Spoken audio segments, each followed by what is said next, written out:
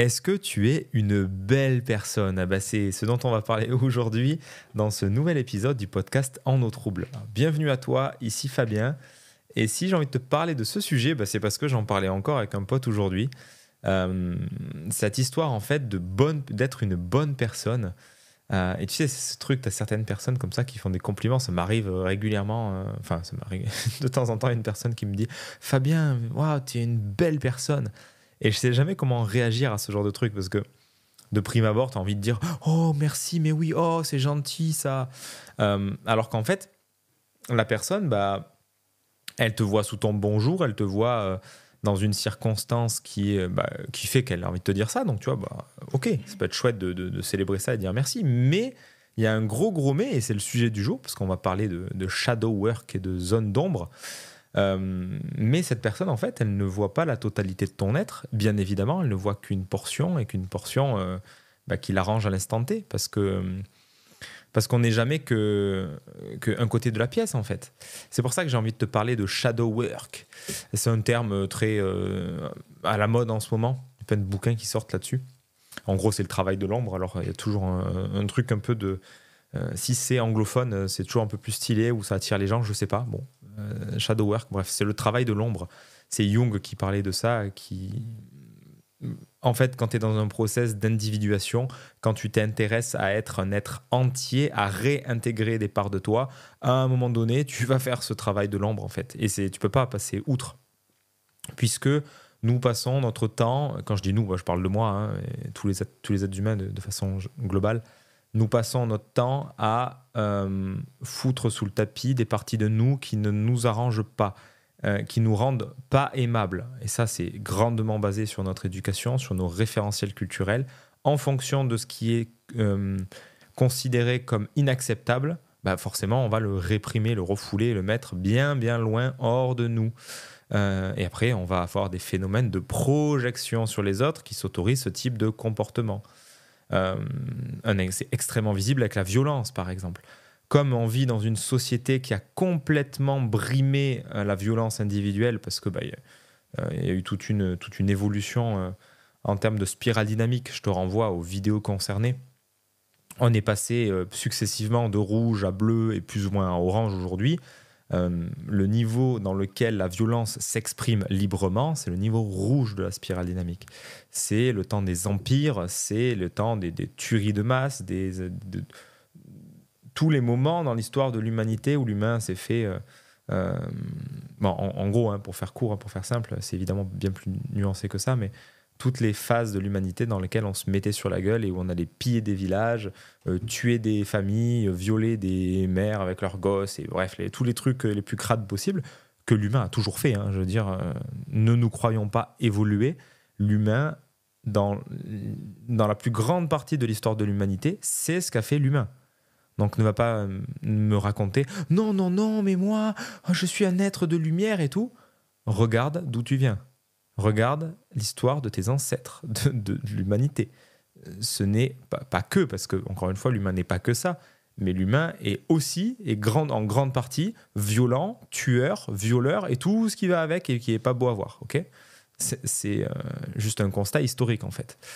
Et ce n'est que depuis très récemment qu'il y a une sorte de paix, entre guillemets, d'une paix qui n'est pas mondiale d'ailleurs, qui n'est pas partout sur le globe, mais une paix comme on n'a jamais connue, qui fait qu'on peut faire des podcasts comme ça, on peut prendre le temps de se connaître, de creuser l'énéagramme, de développer des activités de façon tout à fait détendue, si je puis dire, sans que tu aies la peur tous les jours au ventre que qu'une tribu vienne, enfin une tribu ou je sais pas, ou des voleurs, des bandits de grand chemin viennent t'égorger en pleine nuit.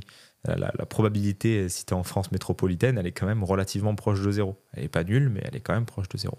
Donc bref, tout ça pour dire quoi ? Que ça, c'est un exemple de zone d'ombre. Tout le truc de la violence, je veux dire, aujourd'hui, quelqu'un qui exprime cette partie-là de lui de façon publiquement, socialement, ça la fout mal. C'est quelqu'un qui va être très vite mis au banc, en fait, qui va être rejeté, qui va être mis à part. Il suffit de voir quand tu as un gamin à l'école qui tape ses copains. Tu en as toujours un, forcément, un ou plusieurs. Et ça la fout mal. Ça la fout mal parce que ça brise l'ordre social qui a été créé par Bleu. Et ça, c'est pas OK en fait. Donc on va refouler socialement cette partie-là et ça ressort sous plein de façons. Hein. Ça ressort déjà dans la fiction, dans toute la violence. En fait, la violence, elle est toujours présente, mais elle a muté dans la forme. Aujourd'hui, c'est des manipulations inconscientes, ça passe beaucoup par le jugement, ça peut sortir par le sport, ça peut sortir par l'alcool, par la clope, par les substances, pour canaliser cette violence en fait. Mais chaque être humain, à un moment donné, chaque être humain qui fait ce processus d'individuation, va avoir besoin d'explorer ces zones d'ombre, entre autres en lien avec la violence. Il n'y a pas que ça, mais il y a cette partie violente. Parce que, et je reviens sur cette histoire de tuer une belle personne. Le problème de ça, c'est que quand tu dis tu es une belle personne, ou que toi tu t'étiquettes, mais moi je suis gentil, moi je suis quelqu'un de gentil, c'est que tu te places toujours d'un côté de la force. Et c'est faux, de facto, c'est faux, puisque tu es la totalité. Et c'est extrêmement inconfortable pour bien des gens qui souscrivent à une identité. Je t'ai déjà fait plusieurs podcasts sur l'identité, sur la transidentification, sur les étiquettes. Alors tu peux aller écouter l'épisode 2 sur l'identification, l'épisode 4 sur les étiquettes. Et on a même déjà fait un podcast sur les zones d'ombre. Donc on va plus parler aujourd'hui sur la réintégration de ce travail. Mais c'est simplement en fait de capter que tu n'es jamais qu'un côté de la pièce. C'est dans cette logique aristotélicienne où tu dis mais moi je suis... C'est la logique du A et du non-A. Si tu es gentil, alors tu n'es pas méchant. Et donc c'est super parce que c'est très arrangeant de dire que toi tu es gentil et les autres non. Donc ça fait tomber de ton piédestal en fait. Ça remet dans une forme de réalité quelque chose qui n'est pas confort. Donc ça demande suffisamment de couilles, de courage, d'estime de soi, d'amour de soi, ça demande un peu de tout ça pour voir en face les parties de nous qui ne nous arrangent pas. Et ça, il y a plein de manières de le faire. Le shadow work, le travail de l'ombre, c'est quelque chose qui se fait avant tout entre toi et toi. Mais bien sûr, l'environnement extérieur, qui n'est que l'extension de toi, est une magnifique façon de travailler sur tes zones d'ombre. Puisque tous les gens qui vont te déranger, tous les gens qui vont t'emmerder au plus haut point, ils vont venir titiller une zone d'ombre, justement. Donc, ça peut être intéressant de rapatrier les différentes parties de toi en commençant à regarder qui est-ce qui t'active à l'extérieur de toi. Quand je dis qui t'active, il y a des gens qui ne comprennent pas ce terme. Il y en a qui disent trigger, mais j'essaye d'utiliser au maximum mon langage, mon vocabulaire français. Donc, quand tu te sens activé, ça veut dire que tu sens qu'il y a quelque chose en toi qui a été accroché au passage, là. Tu as vu quelqu'un, tu as vu un comportement, tu as vu un film, tu as vu quelque chose qui t'a accroché et ça te met en colère, ça t'agace, tu pestes contre, tu juges et tu projettes éventuellement. Puisque c'est ce qui se passe effectivement. La projection, c'est parce que je ne peux pas reconnaître ça en moi, je vais attribuer à autrui un trait de caractère, de personnalité, une intention, quelque chose que je ne peux pas assumer chez moi. Alors que si je le projette, c'est justement parce que c'est chez moi et que je ne suis pas prêt à le voir. Donc, ça, c'est ce que j'ai envie de te proposer. Tu peux aussi aller voir d'ailleurs l'article sur le shadow work que j'ai fait sur Épanescence. Je te mettrai le lien en description sur YouTube. Ou si tu n'es pas sur YouTube, tu vas sur Épanescence et tu cherches shadow work. En tout cas, est-ce que j'ai autre chose à te dire sur ce sujet ? C'est juste que c'est une voie qui demande du courage et qui demande de la patience, puisque c'est pas un truc qui se fait en force. Réintégrer les parts de soi qui ont été réprimées et refoulées, c'est quelque chose qui demande beaucoup d'humilité, puisque justement, en fait, ça invite à arrêter de souscrire à cette logique aristotélicienne qui consiste à se ranger, comme gentil, comme méchant, où on est en plein dans le truc. Tu vois, typiquement, Star Wars, t'as les gentils Jedi d'un côté et t'as les méchants Sith de l'autre.